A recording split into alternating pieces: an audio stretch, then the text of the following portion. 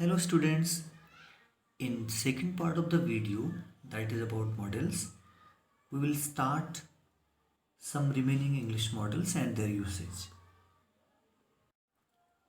So we'll take the sixth model and that is should. The first and foremost use of should is for advice and suggestion. Like you should take some rest now. And its meaning is you are advised to take some rest now. Again, the second, students should respect their teachers.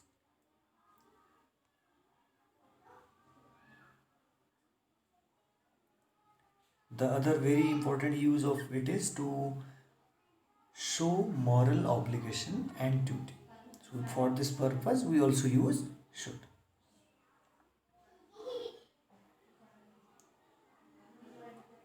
We should help the needy. Fine.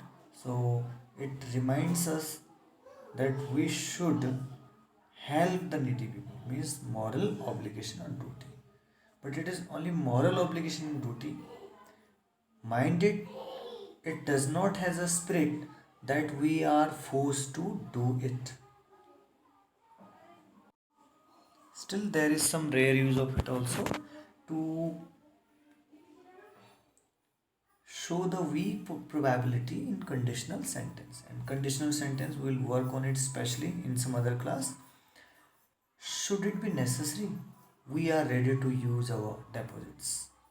Secondly, it is should you meet Ram, ask him to see me. Right? So slightly just a weak possibility if you want to express in a conditional sentence, we also use should. Again, slight condition is here. The condition is if it rains. If the rain will be there, teacher will not come. So if it should rain, teacher will not come. So in various uses we use it. And one more usage of it, that is after lest. It's also some kind of consequence, situational kind of sentence, lest, after lest. You can see here, work hard lest you should fail. And after conjunction lest, please mind it, it is always followed by not any other model but only and only with by should. You can see its exceptions, but in very old English, like if you read a play by William Shakespeare or some old writers, there you can see that lest is not followed by should.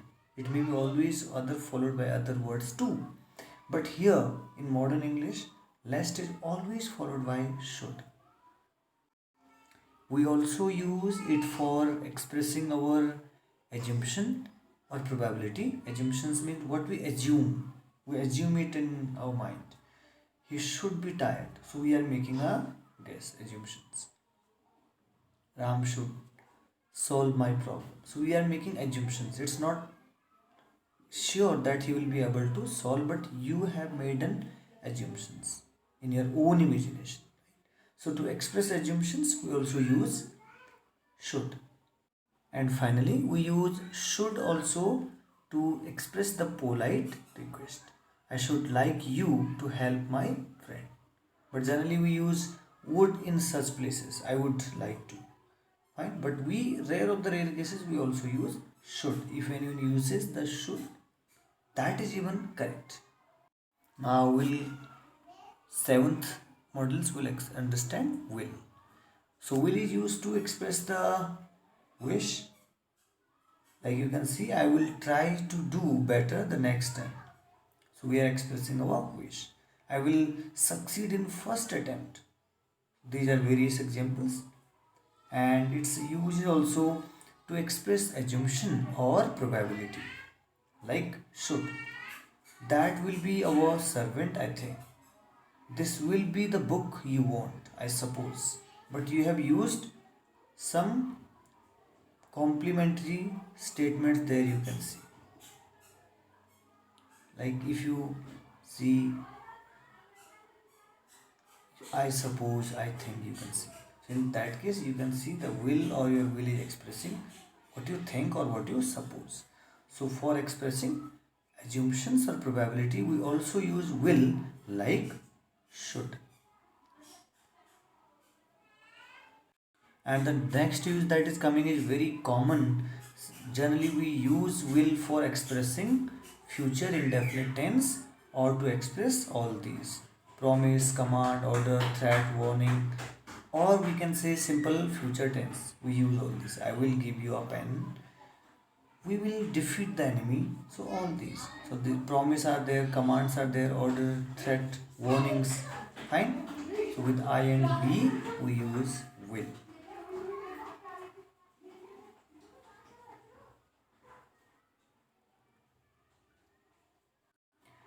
We also use it to indicate an invitation or a request. But mind it, it's a request, not very polite request. Will you please open the window? Will you lend me your pen? So these are kind of requests. In general request or invitations, we also use will. In conditional sentence, we also use, like should we use in conditional sentence, will we also use in second type of condition. There are four types of conditional sentences. So among them, the second category of conditional sentence, in the second clause, the first clause is always with present indefinite tense, but in the second clause, when we use future indefinite tense, we use will in conditional sentence. Mind it, there are two clauses, but it is added with comma. Now the next one is would. Would is used for request and very polite request. It is very common whenever you address in assembly. We generally use, now I would like to call upon our principal sir. I would like to call for flash. So you call, you for request we also use would, and it is also used in indirect speech for expressing will. The meaning is same like will, but just because the principal clause is past, we use its past form in the form of would. These are the various uses. One is for request, like would you please close the door, and for invitation, like I said, in morning assembly we generally say, now I would like to call upon, would you please have a dinner with me. Fine. So for offer or for invitation, we also use it to express habitual action of the past. Very common in stories, you must have seen this. Most of the time we use it in the stories. Once upon a time there was a king, he would go there. Fine. He was in a habit to go that, and he would do this. So we generally, in stories, whenever we are expressing indirect speech in a story form, summary form, we use would for habitual action of the past. In my college life, I would go for picnic every Sunday. We also use it for conditional sentence, and that is very common in conditional sentence. If I were a bird, I would fly in the sky. So this is third category of conditional sentence. Though we will not work on this detail, we'll talk on this some other class. So this is conditional. There are two clauses. One is before comma and after comma again. So the first clause you can see is with if, conjunction if starts, then were, and the second clause there you will see would. So with conditional sentences, expressing the second clause that is associated with the principal clause, we use would to express the mood or the feeling. We also use would for expressing our preferences, that you like more. I would rather starve than beg. I would, and this is preference. You'd rather starve than begging. So there are two actions, starving and begging. So you are expressing your preference, that what you would prefer. And I said in the very beginning that we use it for past of will. Simply the meaning is will only, but because we are using it in past, we use it as would. He said that he would go to home. So meaning is like will, but because the principal clause is present, sorry, past, said, So we will not use it as will use it as would. We will study this in detail, this structure in direct and indirect speech. Now the next one is must. We use must for obligation or compulsion. Please, this is very important thing we should note here, that it expresses necessity.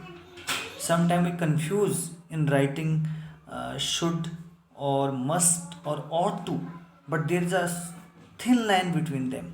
That must expresses legal obligation, or where you can be charged, or where we can be fined if in not case of not doing, or legally it is compulsory.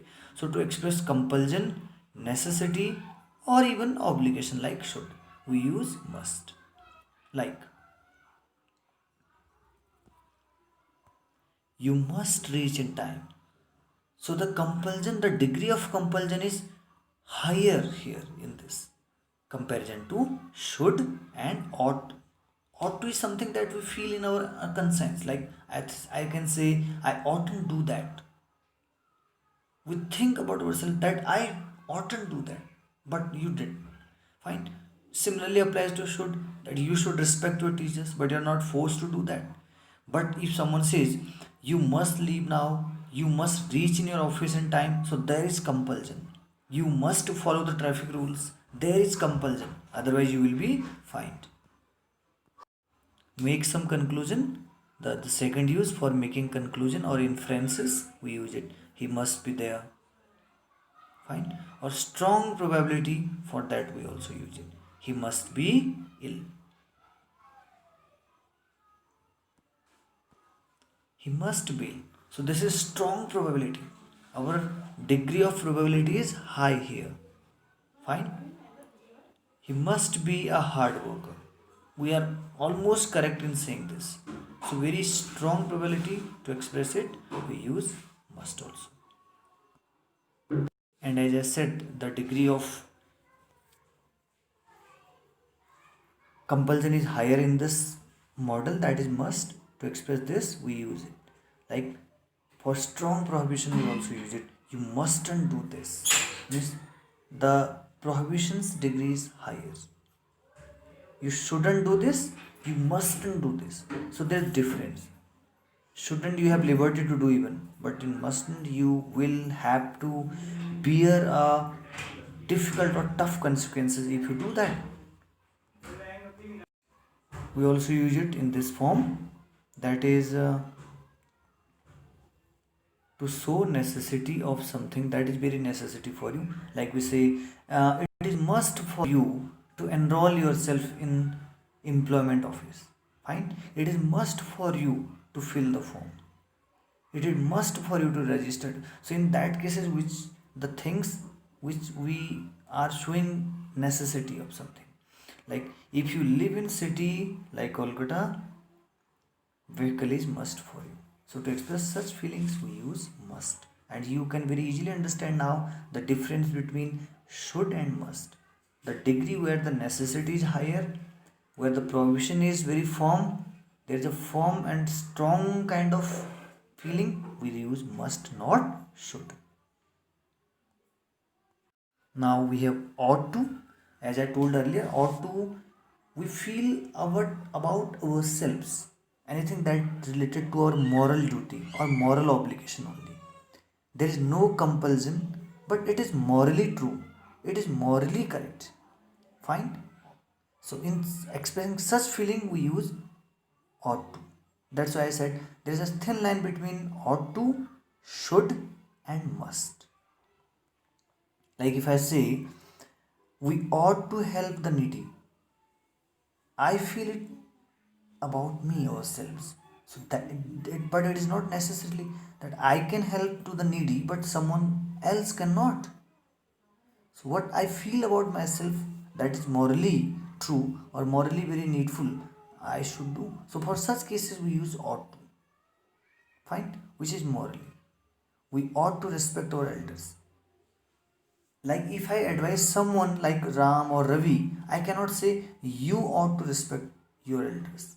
But when I am talking about ourselves only, that cases I will say I ought to. Suppose if I'm giving the same advice to someone else, what should I use? I should use you should respect your elders.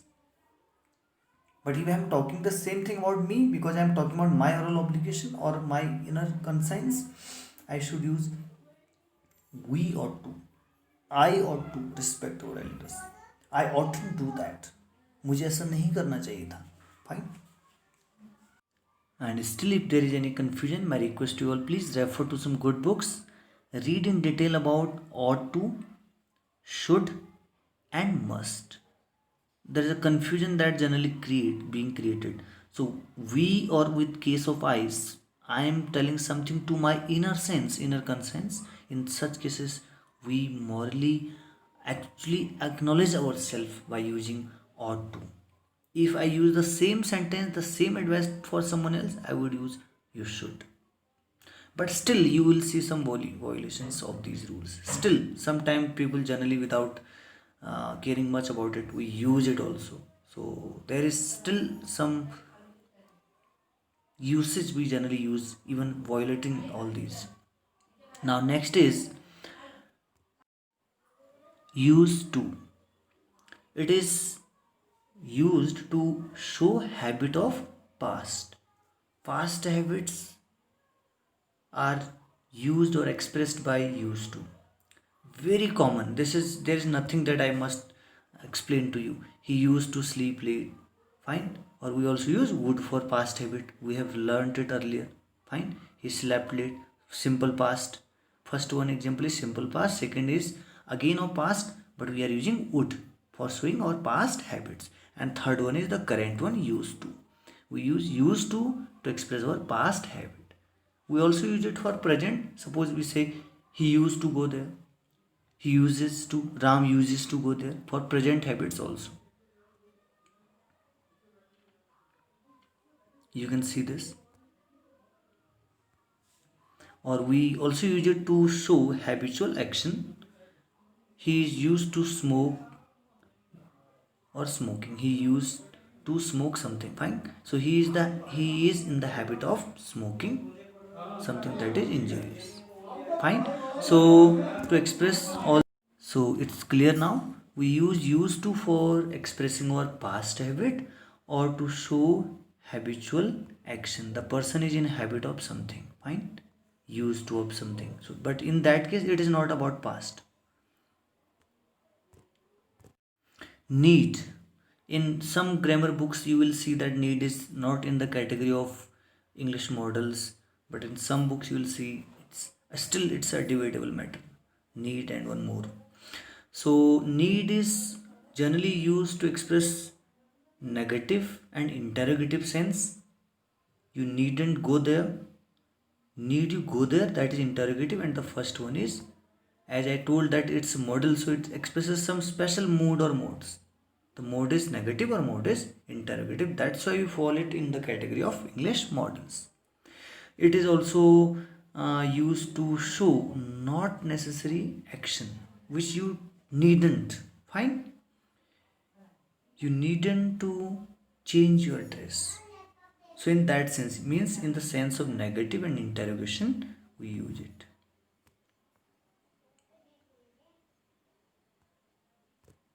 According to some more uses, we also use it to express, show formality.